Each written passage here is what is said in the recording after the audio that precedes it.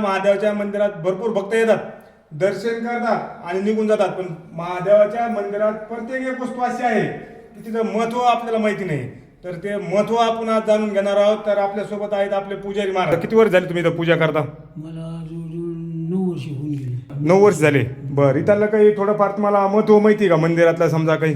माहिती आता तुम्ही विचारा, जे माहिती आहे ते सांगू शकतो आपण. बरं, तर भरपूर भक्त येतात महाराज, आपल्या महादेवाच्या मंदिरात येतात आणि दर्शन करून जातात. पण हे मंदिरासमोर जी एक मूर्ती आहे ही, तर ह्या मूर्तीचं महत्त्व काय आहे तर मला तुम्ही सांगू शकतात का? या मूर्ती काय आहे नेमकं, महादेवाच्या मंदिरात कशामुळे असते ही मूर्ती नेमकी? ती म्हणजे उंबऱ्यावर खालची हा, ही उंबऱ्यावरची दारात मूर्ती आहे. ती मूर्ती म्हणजे ते महादेवाची सासरी.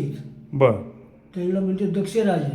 दक्ष राजा. हा, काम काय सांगा म्हणल्यानंतर मग ते म्हणले काही नाही, जायचं आणि दक्षाला उडून टाक. शिर एक कर, मुंडकं एक कर. गेली एक बोकडाचं मुंडकं कापून आणायला लावलं आणि त्या दक्ष राजाला जोडलं.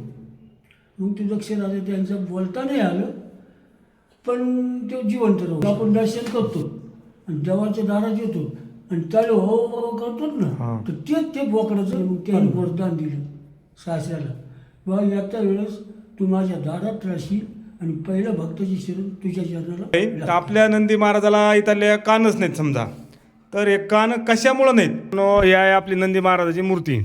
आणि आम्ही जसं लहान होतो मित्रांनो, तेव्हापासून बघतो की आपल्या नंदी महाराजाला कान नाही आहेत. आणि भक्त तर असे म्हणतात की समजा नंदी महादेवापर्यंत जर आपली भक्ती पोहोचायची असेल, मनोकामना जर काही तर आपल्याला नंदी महाराजाच्या कानात बोलल्यानंतर महादेवापर्यंत ती मनोकामना आपली लवकर पोहोच होते, असे जुने भक्त सांगतात. आपल्याला जर माहिती असेल मित्रांनो तर निश्चितपणे कमेंट करा. धन्यवाद.